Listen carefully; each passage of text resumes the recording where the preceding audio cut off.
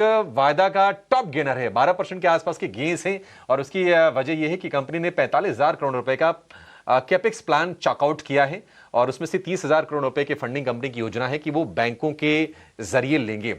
हालांकि सारी चीजें भविष्य में हैं, लेकिन इन्वेस्टर थोड़े बुलिश होते नजर आ रहे हैं। तो एक जरा व्यू ले लेते हैं वोडाफोन आइडिया को लेकर, उसके बाद हम सिलसिलेवार ढंग से आपके लिए तेजी और मंदी के शेयर खोजेंगे बाजार में। चंदन जी, वोडाफोन आइडिया, अब ये सब कुछ जो है ना उम्मीदों पर, ये मैनेजमेंट ने कह दिया कि जी हम केपेक्स करेंगे अगले 3 साल में 45,000 करोड़ रुपए का। अब ये फंडिंग का जुगाड़ कहां से होगा, इसको लेकर अभी कोई कॉन्क्रीट प्लान नहीं है। मैनेजमेंट ने ऐसा कुछ नहीं कहा है कि नहीं हम भी पैसे डाल रहे हैं।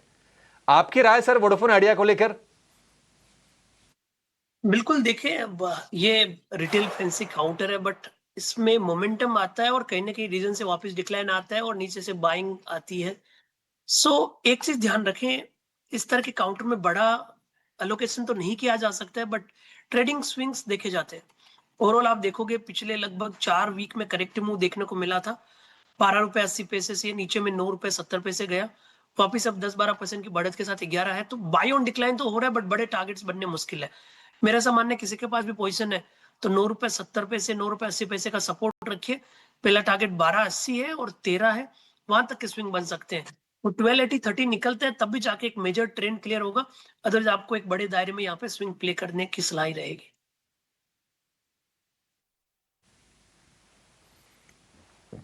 ठीक है, वोडाफोन आइडिया को लेकर चलिए ये भी हो गया। चलिए फटाफट आगे बढ़ते हैं और अब आपके सामने वो शेयर लेकर आते हैं जहां पर आज के सत्र में हो रही है ताजा खरीदारी।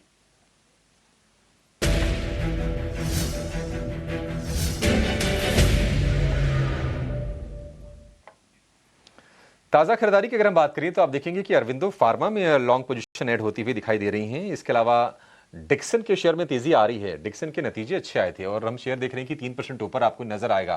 ब्रिटानिया, अंबर एंटरप्राइजेज सेम कैटेगरी की कंपनी है।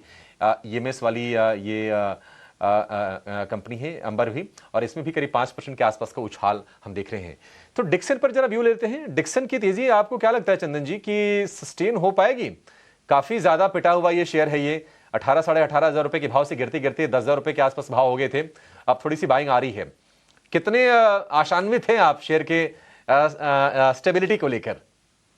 देखिए, काफी टफ रहेगा डिक्सन पे कमेंट देना, क्योंकि पिछले लगभग 18 वीक से लगातार लोअर टॉप लोअर बॉटम बन रहे हैं। ऊपर में 18,500 के लेवल से करेक्ट होता होता ये काउंटर आई थिंक 5 डिजिट से 4 डिजिट के नीचे आ गया, 9,835 तक के लो मारे। आज बिल्कुल 2.5% अप है, बट जो मेजर ट्रेंड है वो अभी तक नेगेटिव है। कहीं ना कहीं यहाँ पे या तो फॉलोअप एक्टिविटी चाहिए या 1-2 दिन का एक बाइंग इंटरेस्ट देखने को मिले, तब जाके स्टेबिलिटी बने। हाँ बिल्कुल, यहाँ पे एक चीज तो ध्यान में है कि एक डीप ओवरसोल्ड टेरिटरी से काउंटर टर्न हो रहा है। तो इस कंडीशन में जब रिकवरी होती है तो शॉर्ट कवरिंग के ट्रिगर भी आते हैं।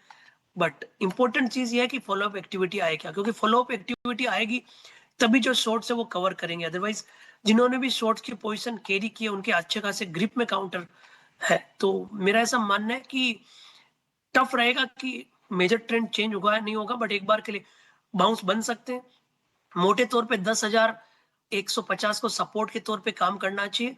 स्विंग आता है तो ऊपर में 11,200 से 11,500 तक के लेवल देखे जा सकते हैं। ठीक है, स्विंग में 11,200 11,500 के लेवल देखे जा सकते हैं। अरविंद